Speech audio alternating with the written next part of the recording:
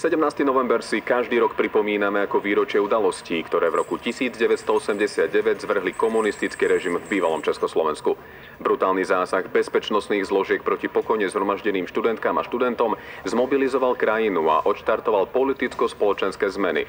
Tie priniesli slobodu a demokraciu v krajine, v ktorej 40 rokov vládla totalitná komunistická strana Československa. Aj vďaka tomu, že sa hromadné protesty po celej krajine konali nenásilne, tento zásadný demokratický obrad nazývame Nežná revolúcia.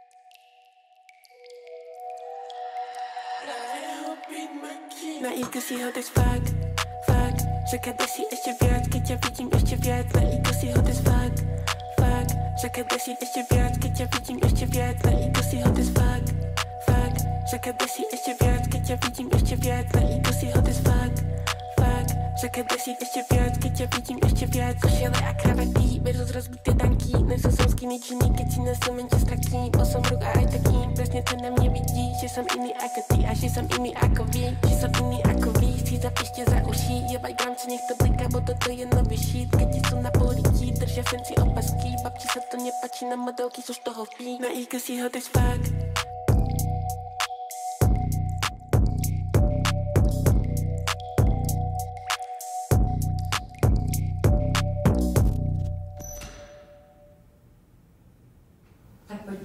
Pojďte mi další tady na značku, vás poprosím. Dobrý den. Dobrý den.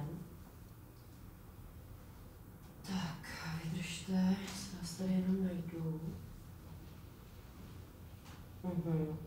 Jo. No tak nám o sobě něco povězte. Tak jmenuji se Sára Isajdová, je mi 22 let a ráda bych se ucházela o místo ve vaší agentuře, protože si myslím, že mám dobré zkušenosti a hodně mě to baví a taky bych ráda cestovala. No, máte takový exotický look? Jste z Česka nebo? Narodila jsem se tady, ale tatínek je Arab, je z Palestiny. Aha. Tak čeština vám problém teda nedělá. Nějaký další jazyky ovládáte? Co nějaký závazky? Typu přítel, rodina, děti, dívčí kolektivy, dělají vám problém? Jak se cítíte ohledně nahoty? Co o stříhání? Vadilo by vám? Jaký jsou vaše míry? Takže máte problém s nahotou. A ještě nějaký jizvy máte? No a co kdyby jsme ty bikiny sundali? Co s tím pak budeme dělat?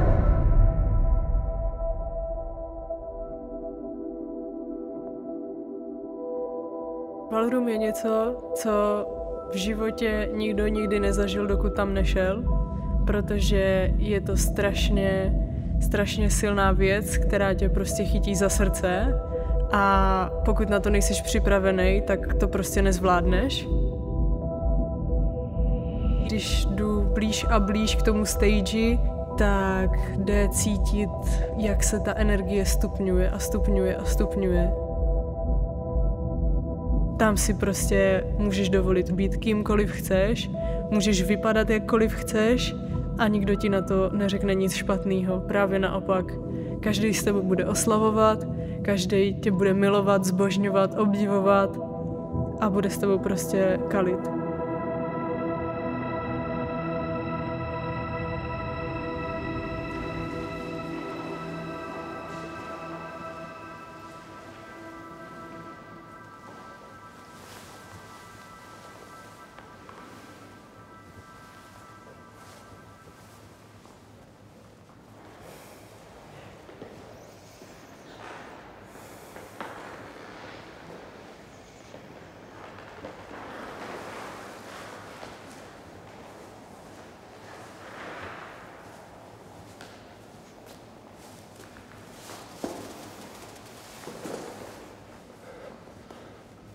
Mal som teraz taký pekný sen. Povídej. Bolo to v noci a zrazu môj otec v plavkách proste vyplával z Dunaja. Tak sme sa iba na seba pozerali, aj že ahoj, že čo ty tu robíš? A on bol taký, že no, že ja som iba tak chcel skúsiť, že či sa stretneme.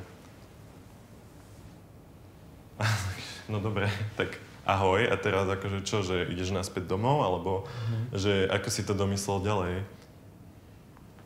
A on že no, že ja som to nedomyslel, že som nad tým nerozmýšľal, som teba chcel stretnúť. Tak sme prišli ku mne na byt a on tam inak reálne nikdy nebol. Potom sme vlastne stáli pred tou mojou skriňou a ja som bol taký, že wow, že teraz vlastne môžem ja vybrať nejaké oblečenie pre môjho otca.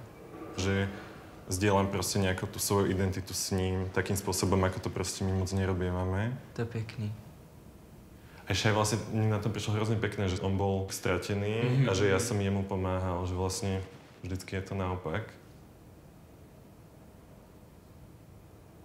V tom sne som mu obliekol, myslím, že iba nejakú košelu a rifle, že proste reálne Jasný, no. Niečo, čo by si aj sám obliekol. Ale tak bola to moja košela, moje rifle. No a potom som sa vlastne zobudil taký, že wow, že asi mi chýbajú takéto intimné momenty s mojím otcom.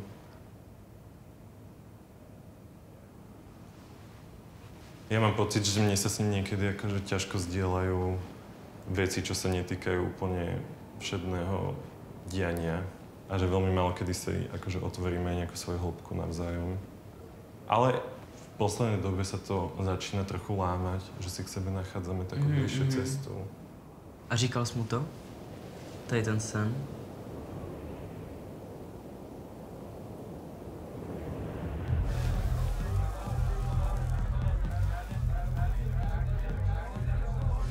Cítiš taký smrad? Luky, to čo je?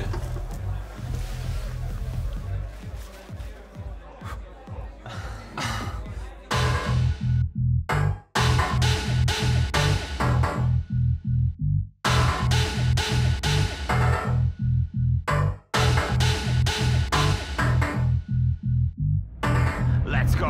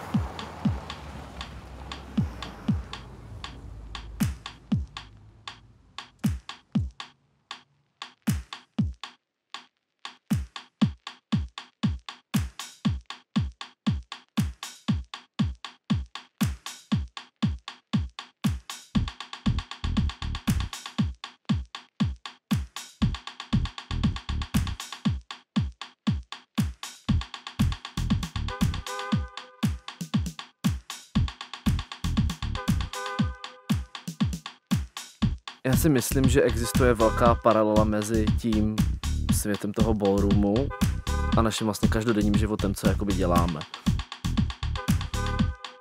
Ten život jako není vždycky jako jednoduchý. A mě ballroom neuvěřitelně pomáhá v každodenním pracovním životě. Být na té runway je něco, co já, když vím, že když to zvládnu v ballroomu, tak vím, že to zvládnu i někde jinde. Jakoby není to nucený, ale... Ale vypadáš mluvit, když se tam nedáš. No. Mě to chvíli. Ale já bych to možná chtěla i Já, jak vidím,